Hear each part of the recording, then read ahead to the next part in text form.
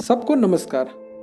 सावन का माह अब अपने अंतिम दौर पर है और 3 अगस्त को सावन पूर्णिमा है, जिस दिन रक्षाबंधन मनाया जाता है। तो आज हम बात करेंगे रक्षाबंधन के बारे में कि रक्षाबंधन से जुड़ी हुई क्या मान्यताएं हैं और इसके पीछे कौन सी पौराणिक कथाएं हैं। तो आइए शुरू करते हैं। हर साल सावन मास की पूर्णिमा को मनाए जाने वाले इस त्यौहार को लेकर कई मान्यताएं हैं। कहीं कहीं इसे गुरु शिष्य परंपरा का प्रतीक माना जाता है। माना जाता है कि यह त्यौहार महाराज दशरथ के हाथों श्रवण कुमार की मृत्यु से भी जुड़ा हुआ है, इसलिए मानते हैं कि यह रक्षा सूत्र सबसे पहले गणेश जी को अर्पित करना चाहिए और फिर श्रवण कुमार के नाम से एक राखी अलग निकाल देनी चाहिए, जिसे आप प्राणदायक वृक्षों को भी बांध सकते हैं। इस त्यौहार से महाभारत की कथा भी जुड़ी हुई है। युद्ध में पांडवों की जीत को सुनिश्चित करने के लिए भगवान श्री कृष्ण ने युधिष्ठिर को सेना की रक्षा के लिए राखी का त्यौहार मनाने का सुझाव दिया था। वही अभिमन्यु युद्ध में विजयी हो, इसके लिए उनकी दादी माता कुंती ने भी उनके हाथ पर रक्षा सूत्र बांधकर भेजा था।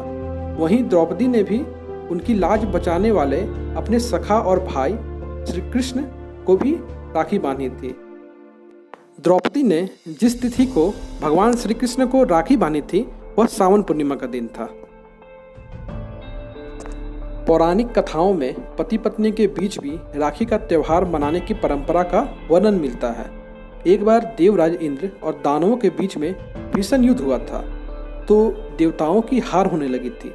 तब देवराज की पत्नी सूची ने गुरु बृहस्पति के कहने पर देवराज इंद्र की कलाई पर रक्षा सूत्र बांधा था। तब जाकर समस्त देवताओं के प्राण बच पाए थे। एक कहानी में वर्णित है कि राजा बलि और माता लक्ष्मी ने भी मनाया था रक्षाबंधन का त्यौहार। राजा बलि बहुत दानी राजा थे और भगवान विष्णु के अनन्य भक्त भी थे। एक बार उन्होंने यज्ञ का आयोजन किया।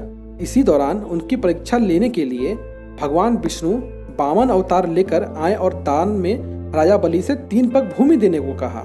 राजा बलि तैयार हो गए।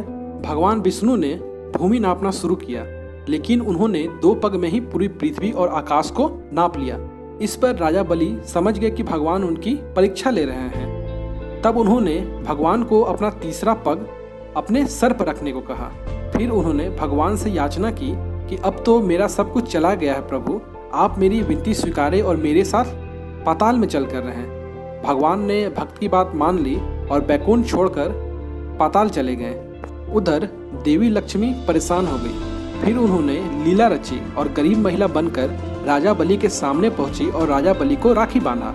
बलि ने कहा कि मेरे पास तो आपको देने के लिए कुछ भी नहीं है देवी। इस पर देवी लक्ष्मी अपने असली रूप में आ गई और बोली कि आपके पास तो साक्षात भगवान है, मुझे वही चाहिए, मैं उन्हें ही लेने आई हूँ। इस पर बलि ने भगवान विष्णु को माता लक्ष्मी के साथ जाने दिया। जाते समय भगवान विष्णु ने बलि को वरदान दिया कि वे हर साल 4 महीने पाताल में ही निवास करेंगे।